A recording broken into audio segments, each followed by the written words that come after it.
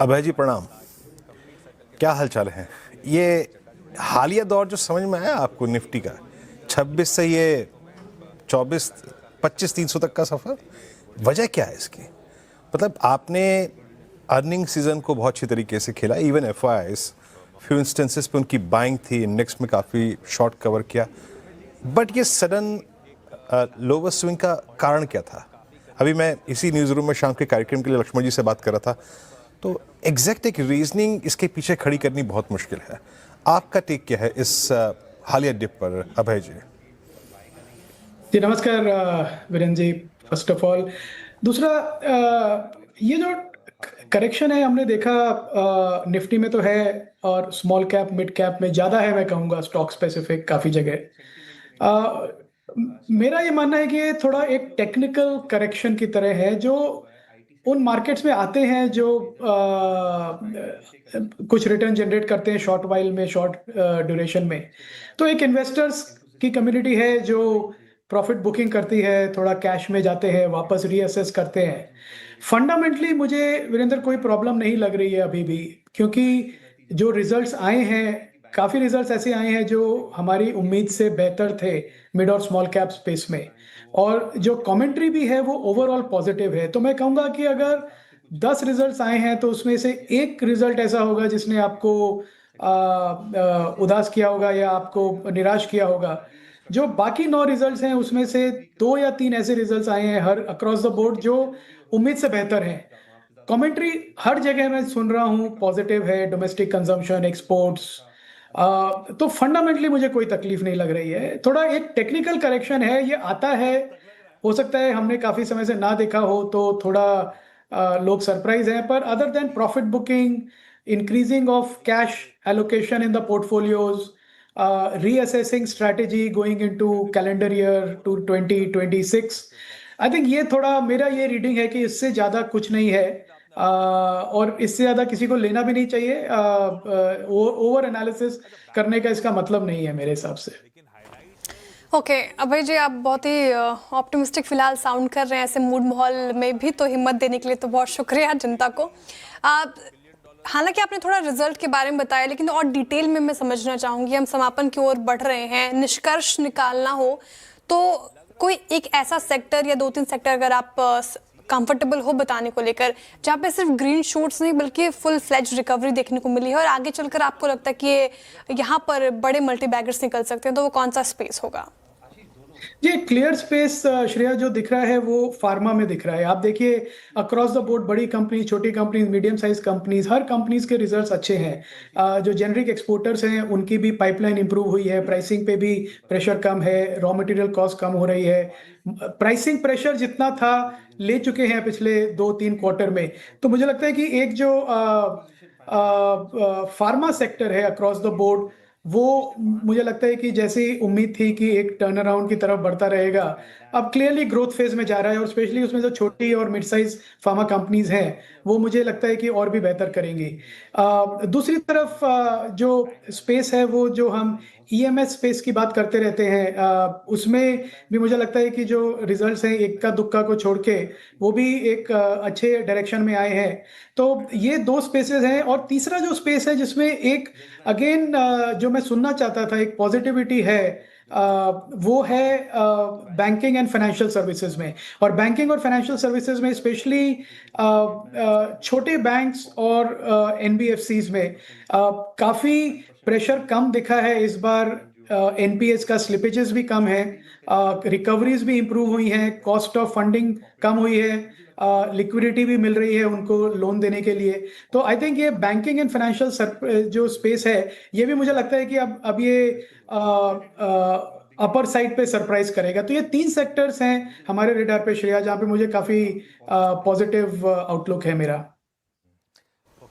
Okay अभय अग्रवाल जी, ना actually मुझे EMS पर ही पूछना था, ईएमएस स्पेस को लेकर आपने जिक्र भी किया। एम्बर एंटरप्राइजेस देखिए करीब 9% का डेंट आज के सेशन में पड़ा है और पूरा स्पेस ले डूबा, ये रिजल्ट काफ़ी ख़राब थे। तो ये जो आपने कहा कि आने वाले समय में अच्छा कर सकता है ये स्पेस, तो ये गिरावट क्या लेने लायक लग रहे हैं आपको भी फिलहाल? क्या व्यू रहेगा? जी, बिल्कुल सी क्या होता है कि ये जो आपने एक एम्बर की बात करी, वो उसने सरप्राइजिंगली एक लॉस दिखाया। तो जो मैं कह रहा था कि 10 कंपनीज़ में से 1 या 2 कंपनीज़ ऐसे डिसअपॉइंट करेंगी, तो एम्बर क्लियरली उन कंपनीज़ में है जो कि एक रिजल्ट्स ने डिसअपॉइंट किया है। एक बहुत बड़ा नेगेटिव सरप्राइज़ है कि प्रॉफिटेबल कंपनी जिसका मल्टीपल इतना हाई है, तो ऐसी कंपनीज़ जिनका वैल्यूएशन इतना हाई है, वो मिस नहीं कर सकते हैं अपने गाइडेंस और रिजल्ट्स को। But at the same time ये कंपनीज़ अभी भी ग्रोथ स्टेज की कंपनीज़ हैं, ये स्टिल अभी भी mid cap, small cap companies हैं। उनमें और भी नाम ले लें, केन्स के रिजल्ट्स देखिए आप, बहुत अच्छे रिजल्ट्स है, प्रॉफिट डबल हो गया पिछले साल से, पर फिर भी उसका स्टॉक डाउन है। दूसरी तरफ आप सिरमा एसजीए जिसके आज रिजल्ट्स आने हैं, वो भी अंडर प्रेशर है। ये कंपनीज अभी भी छोटी कंपनीज हैं और अभी भी ग्रोथ स्टेज में है, तो बिल्कुल पॉसिबल है कि आप जब इस ग्रोथ को मैनेज कर रहे हैं तो 1-2 क्वार्टर में आप नेगेटिवली सरप्राइज करें। पर अगर आप एक इन्वेस्टर हैं जो 3 से 5 साल का व्यू ले रहे हैं किसी कंपनी पे, तो फ्रैंकली 1-2 क्वार्टर का मिस फर्क नहीं पड़ता है as long as guidance and commentary stage. तो उसकी जो कॉल थी एम्बर की, वो स्टिल पॉजिटिव थी, तो मेरे को कोई चिंता नहीं है कि वो वापस ग्रोथ कर्व पे आएगा।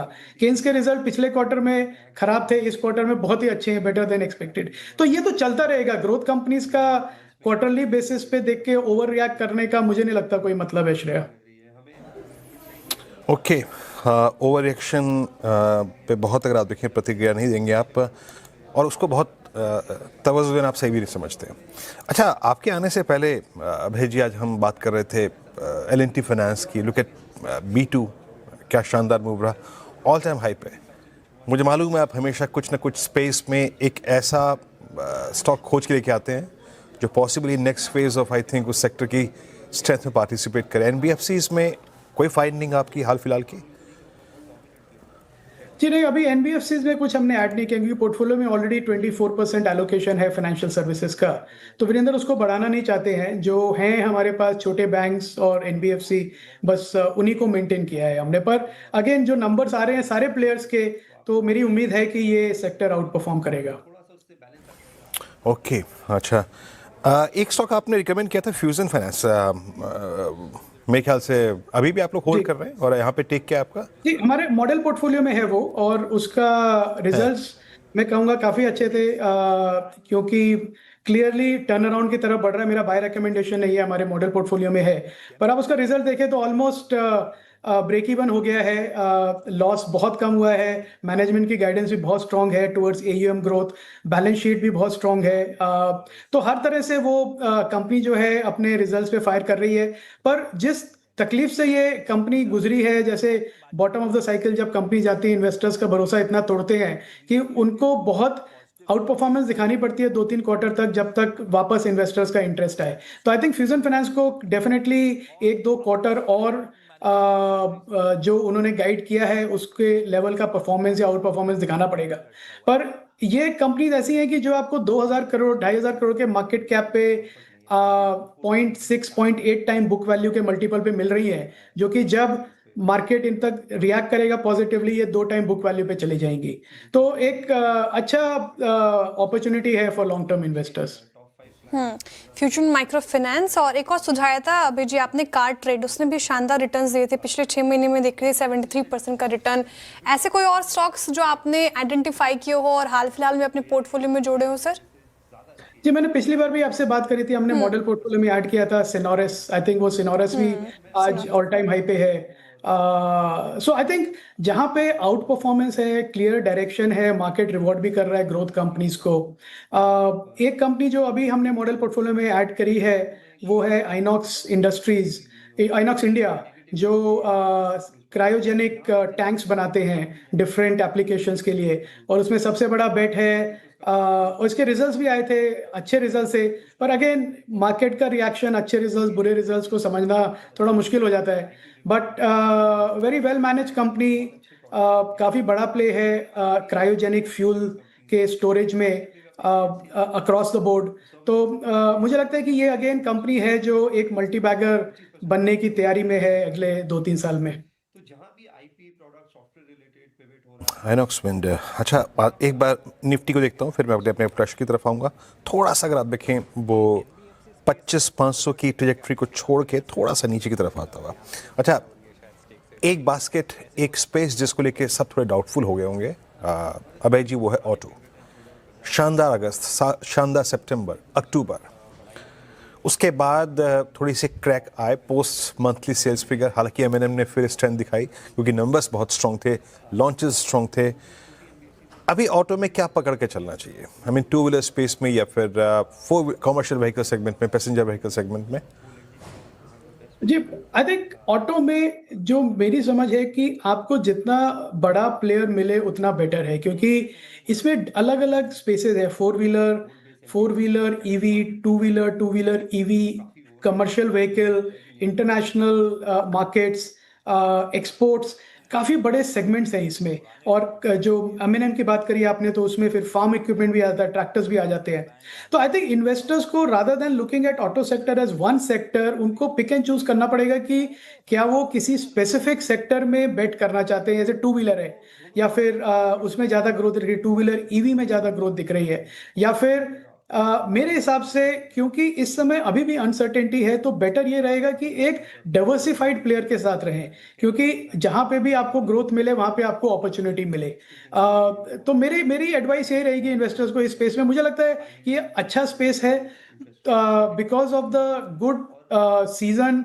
प्राइसेस ऑलरेडी डिस्काउंट कर रहे हैं फ्यूचर ग्रोथ को भी, तो हो सकता है यहाँ से रिटर्न अगले 6 महीने के लिए थोड़ी म्यूटेड रहे। पर अगर आप उसके बियॉन्ड देख रहे हैं, तो मेरी एडवाइस ये रहेगी कि किसी बड़े प्लेयर्स के साथ रहें जो अक्रॉस द कैटेगरी प्ले करते हैं। अभय अग्रवाल जी, कैपिटल मार्केट स्पेसेस को लेकर आपका नजरिया क्या रहेगा? पूरे साल थोड़ा किसी काउंटर ने काफ़ी अच्छे रिटर्न्स दिए हैं, किसी काउंटर ने थोड़ी वोलेटिलिटी दिखाई है, लेकिन हालिया बयान अभी वित्त मंत्री का एफएनओ की सख्ती को लेकर उन्होंने कहा कि अब वो ऐसा कुछ सोच नहीं रही हैं। और आज देखिए अब बीएसई एंजल इन्वेस्टमेंट पूरा स्पेस ही चल गया। कैपिटल मार्केट स्टॉक्स में आपने ऐड किया है क्या? और जी नहीं, हमने ऐड नहीं किया श्रेया। हमारे पास जो पुराने हमारे मॉडल पोर्टफोलियो में है, कैम्स और सीडीएसएल, यही दो स्टॉक्स हैं इस समय, क्योंकि मुझे लगता है कि ये इन दोनों को कैपिटल मार्केट एक्टिविटी और रेगुलेशन से ज़्यादा फर्क नहीं पड़ता। सीडीएसएल एक ऐसी कंपनी है जो आपके डीमैट अकाउंट, जो कैश मार्केट है, उसको मैनेज करते हैं। काफ़ी एडजेसेंसीज हैं उसमें। आउटसाइड दैट ऑल्सो इंश्योरेंस वगैरह की भी पॉलिसीज। कैम्स भी सिमिलर है, म्यूचुअल फंड का आरटीए है। जो एफएनओ प्लेयर के इम्पैक्ट होते हैं, जैसे ब्रोकर्स हैं और एक्सचेंजेस हैं, वहाँ पे फ्रैंकली बहुत मुश्किल है कहना कि शॉर्ट टर्म में क्या होगा, क्योंकि काफ़ी न्यूज़ ड्रिवन और सेंसिटिव स्पेस बन गया है वो। पर जिस तरह से हमारा पार्टिसिपेशन बढ़ रहा है, अभी भी हम बहुत नेसेंट स्टेज में है कैपिटल मार्केट पार्टिसिपेशन में। तो मुझे लगता है कि ये जो लीडर कंपनीज हैं ऑलरेडी, ब्रोकर्स और एक्सचेंजेस जिन्होंने लीडरशिप पोजीशन ले ली है, ये डेफिनेटली लॉन्ग टर्म बेट्स हैं। पर हो सकता है because of regulatory uncertainty short term में थोड़ा डिसअपॉइंट करे इन्वेस्टर्स को।